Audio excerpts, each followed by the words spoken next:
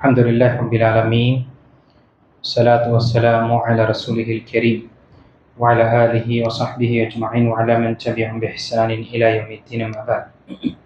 باب ما يقول إذا نزل منزلا. وانخولة بنت الحكيم رضي الله عنها قالت: سمعت رسول الله صلى الله عليه وسلم يقول: من نزل منزلا ثم قال: أعوذ بكلمات الله التامات من شر ما خلق لم يضره شيء حتى يرتحل من منزله ذلك. رواه مسلم. பிணித்துக்குரிய அல்லாஹ் அடியார்களே, இன்று நாம் பார்க்கக்கூடிய 174 தலைப்பு பயணம் செய்பவர் இறங்கும் போது கூற வேண்டிய பிரார்த்தனை துஆ. ஒரு இடத்திற்கு நாங்கள் போகிறோம், அந்த இடத்து செல்லும் பொழுது, அங்கு இறங்கும் பொழுதோ அல்லது அங்கு தங்கும் பொழுதோ, அப்பொழுது நபி ஸல்லல்லாஹு அலைஹி வஸல்லம் நமக்கு காட்டி தந்த ஒரு சுன்னா, அங்கு அல்லாஹு தஆலாவிடம் அங்கு இருக்கக்கூடிய விஷயத்தினுடைய தீங்கிலிருந்து பாதுகாவல் தேடுவது. அதை ஹவுலா பின்த் ஹக்கீம் ரலியல்லாஹு அன்ஹா அவர்கள் அறிவிக்கின்றார்கள். பயணம் செல்லும் ஒருவர் ஒரு இடத்தில் இறங்கும் போது அஊது பிகலிமாத்தில்லாஹி தாம்மாத்தி மின் ஷர்ரி மா ஹலக் என்று கூறினால் அவர் அந்த இடத்தை விட்டு புறப்படும் வரை எதுவும் அவருக்கு தீங்களிக்காது என்று நபி ஸல்லல்லாஹு அலைஹி வஸல்லம் கூறினார்கள். இந்த துஆவின் பொருள் என்ன? அல்லாஹ்வின் முழுமையான வார்த்தைகள் மூலம் அவன் படைத்தவற்றின் தீங்கை விட்டும் பாதுகாப்பு தேடுகிறேன். அஊது பிகலிமாத்தில்லாஹி தாம்மாத்தி மின் ஷர்ரி மா ஹலக். எல்லா விதமான படைப்பினங்களுடைய தீங்கை விட்டும், அவன் என்னென்ன தீங்குகளை படைத்திருக்கின்றானோ அந்த அனைத்து விட்டும் உன்னுடைய பாதுகாவல் நான் தேடுகின்றேன், உன்னுடைய வார்த்தைகள், முழுமையான வார்த்தைகளை. இந்த ஹதீஸு முஸ்லிமில் வரக்கூடிய ஹதீஸாக இருக்கின்றது, சஹீயான ஒரு ஹதீஸாக இருக்கின்றது. இது எப்பொழுது நபி ஸல்லல்லாஹு அலைஹி வஸல்லம் நமக்கு காண்பித்திருந்தார்கள்? இதற்கு முந்தைய அமர்வில் நான் தெரியப்படுத்தினேன். மக்காவுடைய காஃபிர்கள், இணை வைக்கக்கூடியவர்களுடைய நிலை எப்படி இருந்தது என்றால், ஒரு இடத்தில் சென்று உட்கார்ந்து ஒரு தங்குமிடமோ அல்லது அங்கு அவங்க அடைக்கலம் இரவு தங்கக்கூடிய நிலை ஏற்படும் பொழுது அங்கு இருக்கக்கூடிய ஜின்களிடம் பாதுகாவல் தேடக்கூடியவர்களாக இருந்தாங்க. இந்த இடத்துடைய ஜின்னே, இன்று இரவு இங்கு தங்குவதற்காக உங்களிடம் நாம் அடைக்கலம் நாடுகிறோம், எங்களுக்கு பாதுகாப்பு தாருங்கள் என்று அவர்கள் கேட்டுவிட்டு அங்கு கூடாரமோ அல்லது இரவு தங்கக்கூடிய நிலை செய்யப்படக்கூடியவர்களாக இருந்தார்கள். அதை தான் அல்லாஹ் தஆலா தன்னுடைய திருமறையில் சூரத்துல் ஜின்ல தெளிவாக தெரியப்படுத்தினான். وَإِنَّهُ رِجَالٌ مِنَ الْإِنسِ يَعُوذُونَ بِرِجَالٍ مِنَ الْجِنِّ فَزَادُوهُمْ رَهَقًا.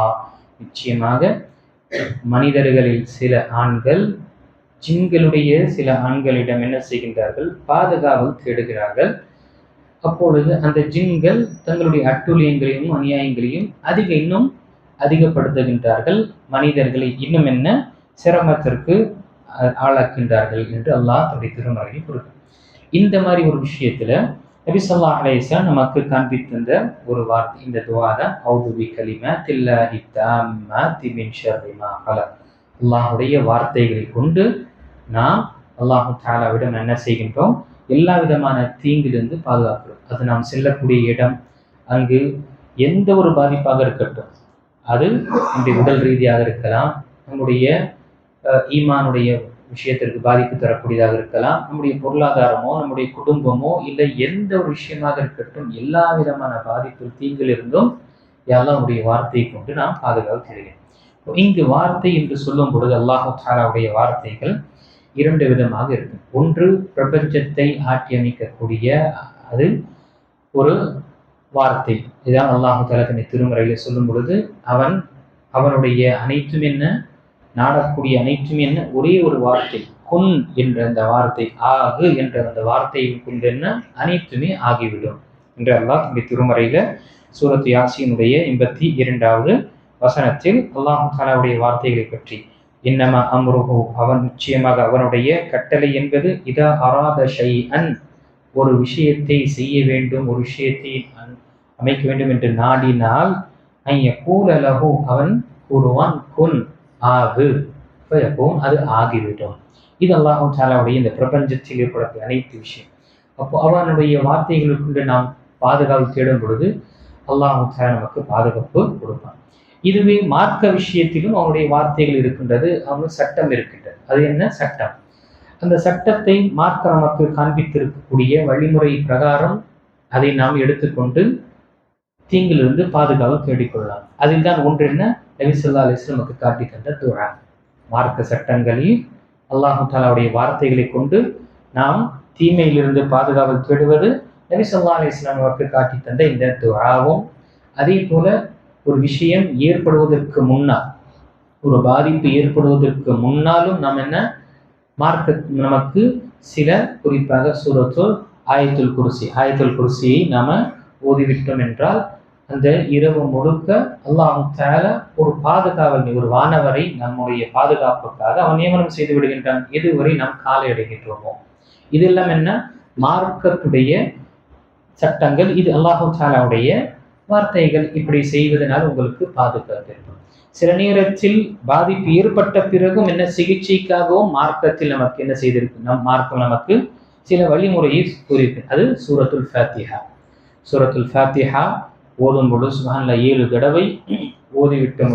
எந்த ஒரு பாதிப்பாக இருக்கட்டும் 7 தடவை சூரத்துல் ஃபாத்திஹாவை நாம் ஓதிவிட்டோம் என்றால் நாம் அல்லாஹ் தஆலா அந்த பாதிப்பிலிருந்து நமக்கு பாதுகாப்பை தருகின்றான். அந்த பிரபலியமான சம்பவம், நபி ஸல்லல்லாஹு அலைஹி வஸல்லம் காலத்தில் ஒரு சஹாபாக்கள் கூட்டம் ஒரு பயணத்தில் மேற்கொண்டார்கள். அங்கு தங்குவதற்காக, குறிப்பாக விருந்து கொடுப்பது என்பது, விருந்தளிப்பது என்பது அந்த ஊர் மக்கள் மீது கடமை. அந்த காலத்துல, இப்பொழுது ஹோட்டல் இருக்கு, ரெஸ்டாரண்ட் இருக்கு. அந்த காலத்துல ஒவ்வொரு ஊருக்கு ஒரு அந்நியர்கள் செல்லும் பொழுது அந்த ஊர் மக்கள் அவங்களிடம் இருக்கக்கூடிய விஷயத்தை அவங்க பரிமாற வேண்டும். ஆனா ஒரு கூட்டம் செய்யவில்லை, ஒரு ஊர் மக்கள் செய்யல.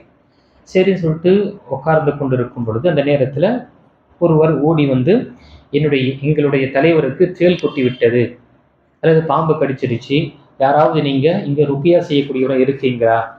அப்ப அந்த சஹாபாக்களுக்கு இவங்க எந்த ஒரு உதவியும் செய்யாத காரணத்தினால, சரி நமக்கு மத்தியில் ஒரு இருக்கிறாங்க ராக்கி, ஆனா நிபந்தனை என்ன, நீங்க கிட்டத்தட்ட 20 அல்லது 30 ஆடு கொடுக்கணும், அப்போதான் நம்ம ருக்கியா செய்வோம்.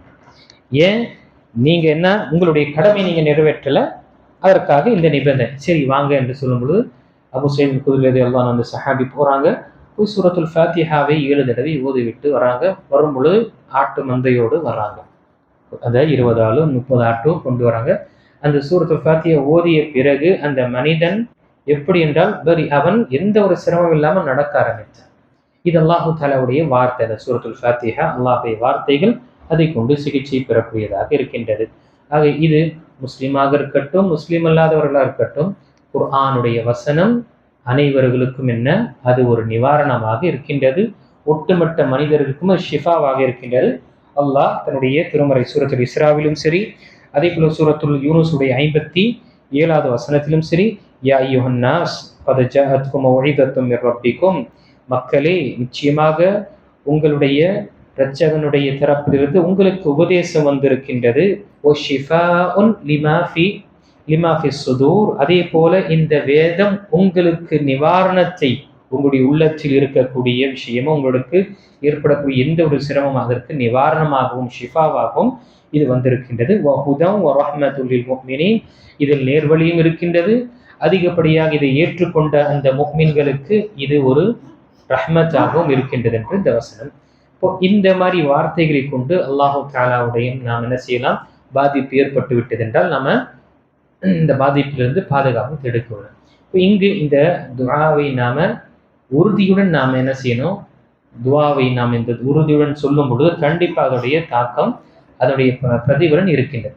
இல்லை என்றால் சும்மாவே ஒரு சடங்காக, நேற்று சொன்னது போல ஒரு மந்திரமாக நம்ம ஓதும் பொழுது எந்த ஒரு பிரயோஜனம் கிடையாது. நாம் ஓதக்கூடிய வார்த்தை உணர்ந்து புரிந்து நான் என்ன கேட்கின்றேன் என்ற விஷயத்தை உணர்ந்தோம் என்றால் கண்டிப்பாக நம்முடைய உள்ளத்தால் வரக்கூடிய பிரார்த்தனை, தேடல் அல்லாஹ் தஆலாவிடம் அது அங்கீகரிக்கக்கூடியதாக இருக்கின்றது. இன்ஷா அல்லாஹ் வரக்கூடிய அமர்வில் ஒரு மனிதன் பயணத்தை மேற்கொண்டு விட்டென்றால் தன்னுடைய காரியம் முடிந்த உடனேயே விரைந்து தன்னுடைய வீட்டிற்கு திரும்ப வேண்டும் என்ற தலைப்பும் மற்ற விஷயங்கள் நாம் இன்ஷா அல்லாஹ் பார்க்கலாம்.